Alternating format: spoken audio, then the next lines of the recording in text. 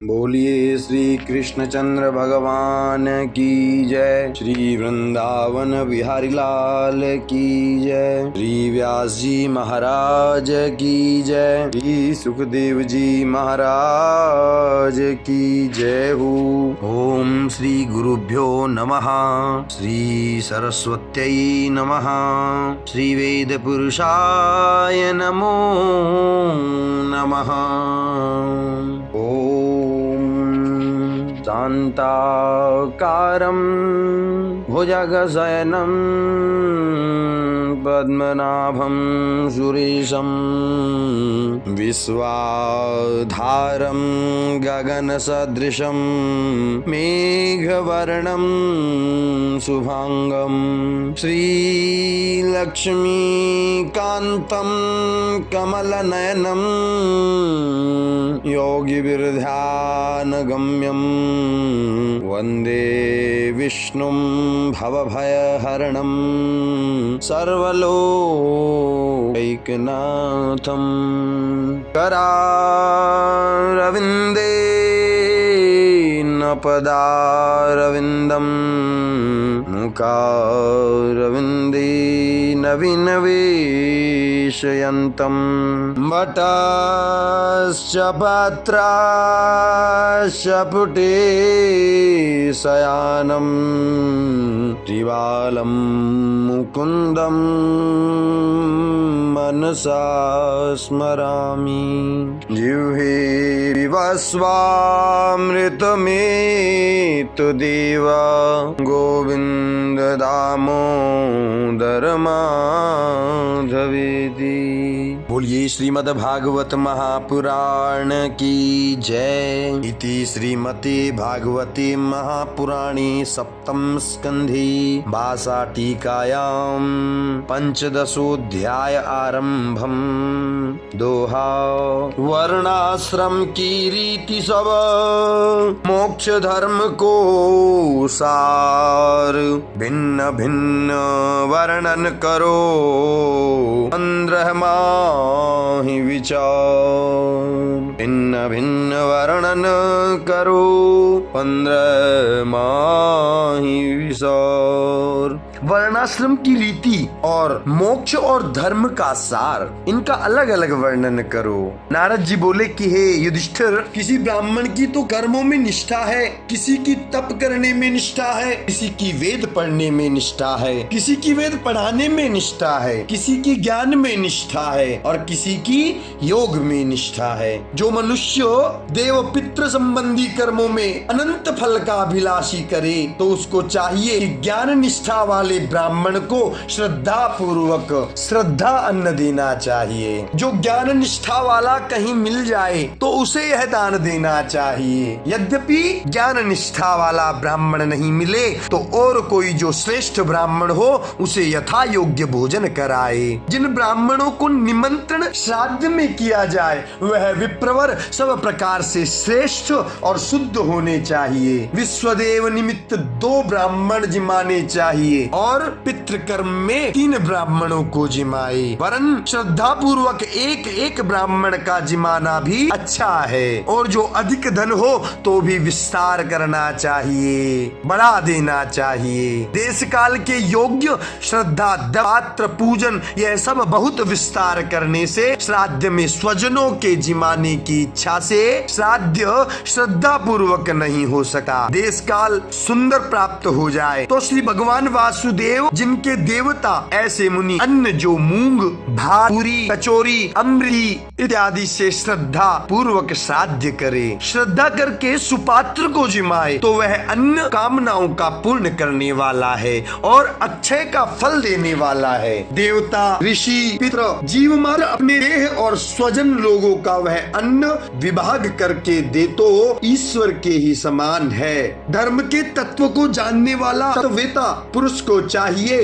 कि श्राद्ध में मांस नहीं दे और न आप खाए, मांस का भक्षण नहीं करना चाहिए। मुनियों ने अन्न से परमेश्वर प्रसन्न होते हैं, मुनियों के अन्न से ही परमात्मा प्रसन्न हो जाते हैं। यह भी एक प्रकार की शंका की उत्पत्ति होती है। नारद जी ने युधिष्ठिर से कहा कि 2 ब्राह्मणों को देव कार्य में जिमाना चाहिए और पितृ कार्य में 3 ब्राह्मणों को भोजन कराए। सो देव कर्म से और पितृ कर्म से बढ़कर और तीसरा कर्म कौन सा है जिसमें बहुत से ब्राह्मणों को भोजन कराना चाहिए। देव कार्य का अर्थ यह है कि श्राद्ध में विश्व देव पूजन के निमित्त 2 उत्तम ब्राह्मणों को बहुत प्रकार का भोजन कराना चाहिए। उसी प्रकार से चतुर प्राणी को पितृ कर्म में जो सर्वगुण संपन्न सर्वगुण संयुक्त हो ऐसे 3 ब्राह्मणों को भोजन कराना चाहिए। अर्थात श्रद्धा में उत्तम सुपात्र ब्राह्मणों को निमित्त करने की शास्त्र आज्ञा देता है, ब्राह्मणों को निमंत्रित करने की आज्ञा देता है और सुपात्र ब्राह्मण अधिक मिलना कठिन है। श्राद्ध में यदि एक भी कुपात्र आ जाए तो दूषित हो जाता है, इसलिए अधिक ब्राह्मण जिमाने का निषेध बताया गया है। मुनियों के अन्न के प्रभाव से परमेश्वर प्रसन्न हो जाते हैं। कुछ पशुओं की हिंसा से परमेश्वर प्रसन्न नहीं होते। सद्धर्म की इच्छा करने वाले पुरुषों को इससे परे कोई और कठिन धर्म नहीं है कि तन मन वचन से किसी जीव को कष्ट न देने पाए। इससे बढ़कर और कोई धर्म नहीं है। आचार्य, यज्ञवेत्ता, ज्ञानी कर्ममय यज्ञों को आत्मा के संयम करने वाले ज्ञानी दीप्त मन में सब चेष्टाओं को होम देते हैं। द्रव्य यज्ञों से जब यह किया जाता है, यज्ञ किया जाता है, उन यज्ञ करने वाले मनुष्यों को देखकर सब जीव थर थर कांपते हैं कि यह निर्दयी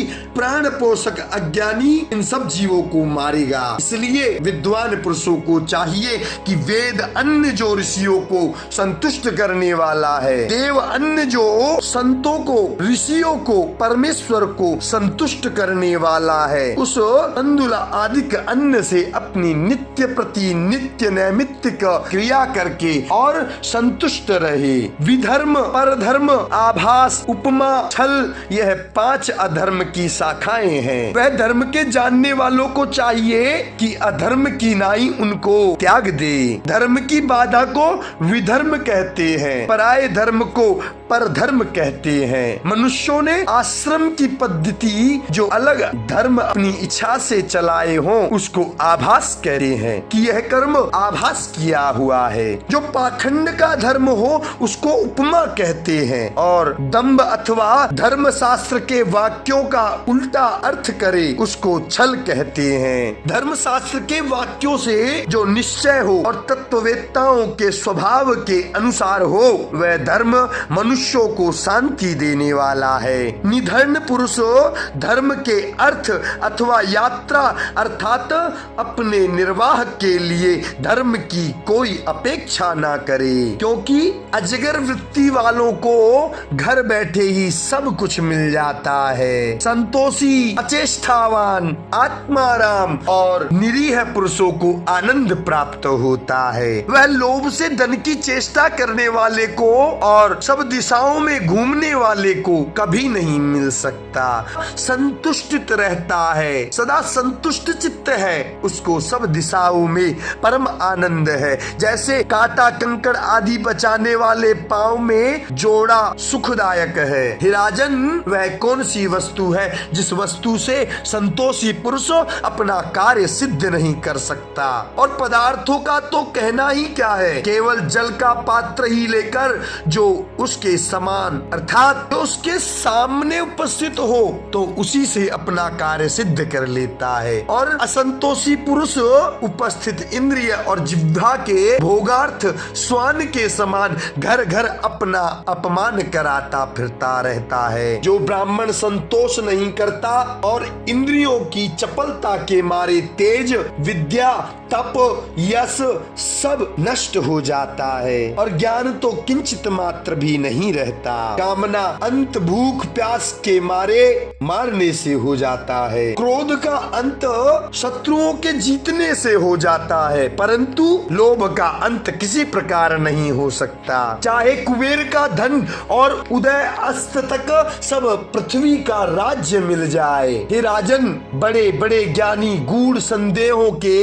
मिटाने वाले, सभाओं के पति, षट शास्त्री पंडित संतोष न करने से घोर नरक में चले गए। मनुष्यों को चाहिए कि संकल्प विकल्प को त्याग कर कामनाओं को जीते, कामनाओं का त्याग करके क्रोध को जीते, धन को अनर्थ समझकर लोभ को जीते और तत्व विचार से भय को जीते, ब्रह्म विद्या से शोक मोह को जीते, महात्मा पुरुषों की उपासना से दंभ को जीते, मौन वृत्ति धारण कर योग के विघ्न रूप मिथ्या वार्तालाप को जीते, शरीर की चेष्टाओं को त्याग कर सिंहासनों को जीते, अर्थात शरीर की चेष्टाओं को त्याग कर हिंसा को जीते। जिन जीवों से भय उत्पन्न हुआ हो उन्हीं से स्नेह करके भूतज दुखों को जीते, दैवकृत क्लेशों को समाधि से जीते, योग बल से जीवात्मा के कष्ट को जीते और सात्विक भोजन आदिक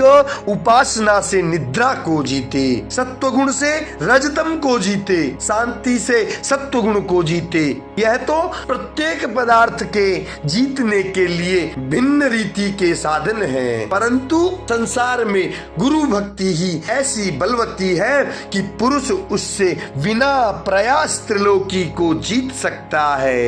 एक गुरु भक्ति ही उदाहरण है। गुरु की भक्ति करने से संपूर्ण सृष्टि को जीत सकता है। हृदय में ज्ञान रूप दीपक के प्रकाश करने वाले साक्षात गुरु भगवान को जो मनुष्य अपने अज्ञान से मनुष्य के समान जानकर उनसे जो जो ज्ञान सुनता है वह सब हाथी के स्नान के समान है। गुरु रूप साक्षात भगवान प्रधान पुरुष ईश्वर है और योगेश्वर है, जिनके अचल कोमल चरण कमल को खोजते रहते हैं। उस गुरु को लोग संसारी मनुष्य के समान मानते हैं और परस्पर अज्ञानता से कुतर्क करते रहते हैं।